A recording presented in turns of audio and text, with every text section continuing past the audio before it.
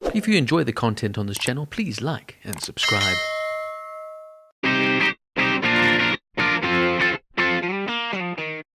Notting Hill is a 1999 romantic comedy film directed by Roger Michell. The screenplay was written by Richard Curtis and the film was produced by Duncan Kenworthy. It stars Julia Roberts and Hugh Grant with Rhys Ifans, Emma Chambers, Tim McInnerny, Gina McKee and Hugh Bonneville in supporting roles. The story is of a romance between a British bookseller, played by Grant, and a famous American actress, played by Roberts, who happens to walk into a shop in London's Notting Hill district. Released on the 21st of May 1999, Notting Hill was well received by critics and was the highest grossing British film of all time. At the 57th Golden Globe Awards, the film received 3 nominations: Best Motion Picture, Musical or Comedy, Best Actress, Motion Picture, Musical or Comedy for Roberts, and Best Actor in the same category for Grant. It also earned 2 BAFTA nominations and won the British Comedy Award and Brit Award for its soundtrack. Some interesting casting notes. Julia Roberts was the one and only choice for the role of Anna Scott, although Roger Michell and Duncan Kenworthy did not expect her to accept. Her agent told her it was the best romantic comedy she'd ever read.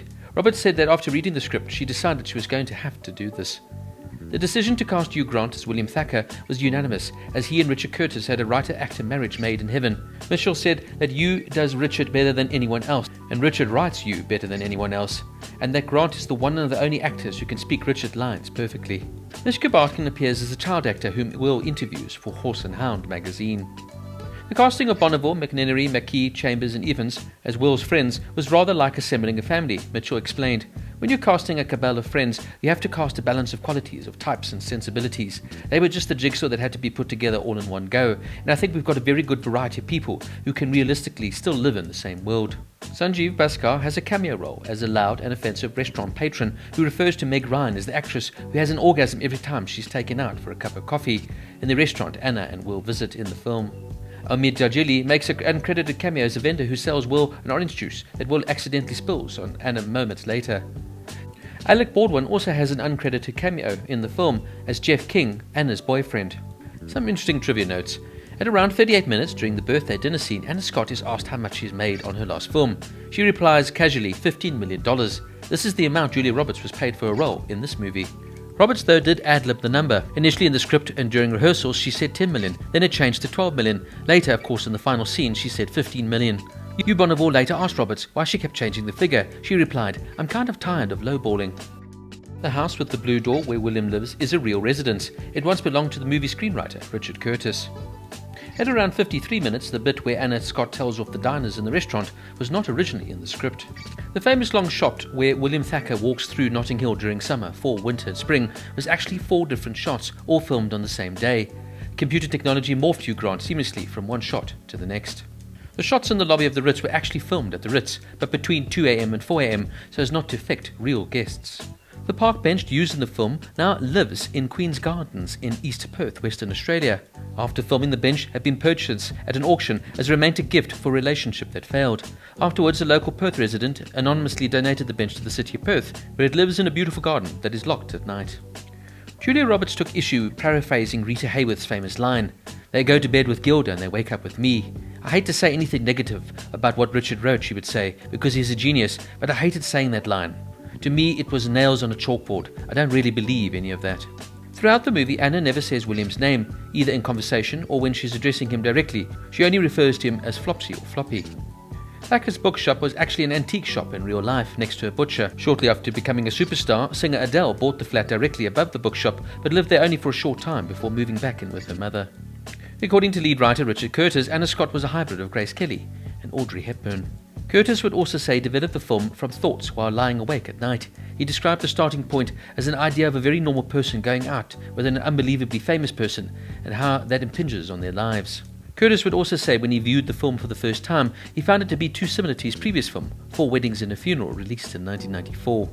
Hugh Grant apparently walked around set complaining that Julia Roberts' voice was significantly lower than his. At first, Grant's voice was higher than usual because he was so nervous acting with Roberts. In a strange coincidence, Williams says Meatloaf has a very nice pair when talking about why men are fascinated with breasts. This movie line was actually 4 months before the release of Fight Club, in which Meatloaf's very nice pair features prominently, although to be fair, they were part of his role's fatsuit. One of the final scenes takes place at a film premiere, which presented difficulties. Roger Michell wanted to film Leicester Square, but it was declined. Police had found fans at a Leonardo DiCaprio premiere problematic and were concerned the same might occur at the stage premiere. Hugh Grant, in jest, was critical about kissing Julia Roberts because of her large mouth. He said, "She had a large mouth, and I was aware of a faint echo as I was kissing her." Roberts had no ill will towards Grant for the comments, and has said she's willing to work with him again. Rufus the thief, who attempts to steal a book from William's bookshop, is played by Dylan Moran, who shortly thereafter starred in a show called Black Books, a comedy series centered on a bookshop. At one point in the film, Anna Scott is mentioned winning an Oscar. This almost seamlessly predicted the future, as the following year, Julia Roberts would win an Oscar for her portrayal as Erin Brockovich. At William and Anna's wedding, at the end of the film, their wedding cake incorporates a design of a goat playing a violin, a reference to the Marc Chagall painting that Anna gave him earlier in the film. As explained in the published screenplay, in Richard Curtis's original conception of the story, Honey, played by Emma Chambers, was a worker in a record store across the road from the bookshop owned by William. She would also be Anna's romantic rival for his affections. The film would have ended with William choosing her over the fantasy that Anna represented. Curtis decided that he could not just dismiss Anna, however, and so he made Honey into William's sister instead. Now, Notting Hill is just one of those absolutely classic rom-com films, and it will never date. In many ways, it sort of acts as a sequel to, of course, Four Weddings and a Funeral, released in 1994. But for me, it's one of those where the sequel is much better than the original. Four Weddings and a Funeral for me falls short in providing the viewer with a fantastically entertaining romantic comedy, where Notting Hill really just ticks every single box. This film is so charming and likeable, and will always leave you with a smile. The film explores complexities of fame, identity and love. The movie's witty dialogue and relatable characters and picturesque London setting make it really a timeless classic. Of course, there are plenty of similarities between Four Weddings and this one, Hugh Grant's awkward signature style, and the idea of a atypical posh Englishman falling for the foreign American. But like I said, Notting Hill just brings us to forth so much better. One of the reasons has to be the chemistry here between Grant and Roberts, as it really just shines off screen. Who can of course forget the iconic line of Roberts saying, "I'm just a girl standing in front of a boy, asking him to love her." It's just classic moments like this that make this film really jump off the screen. There's also some beautifully well-crafted supporting characters here, from the fantastic Hugh Bonneville, Tim McInnerny, James Dreyfus, and of course the late Emma Chambers. Not to mention a fantastic little performance here from Rhys Ifans as Spike, William's annoying Welsh flatmate. Richard Curtis' ability to write and cleverly direct the storyline, that it never becomes too smolchy, it never overstays its welcome, but rather brings these characters to life with absolute perfection. Even though, of course, you know exactly where it's going to go, it still takes you on a journey. It allows you to escape and once again believe in love.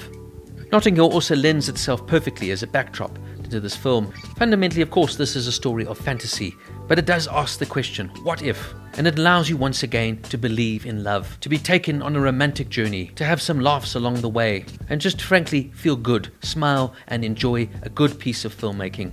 With its wonderful narrative, fantastic script, and fantastic performances from all the cast, not to mention the undeniable chemistry here between Julia Roberts and Hugh Grant, Notting Hill is just one of those classics that will always remain iconic. Notting Hill gets a 9 out of 10.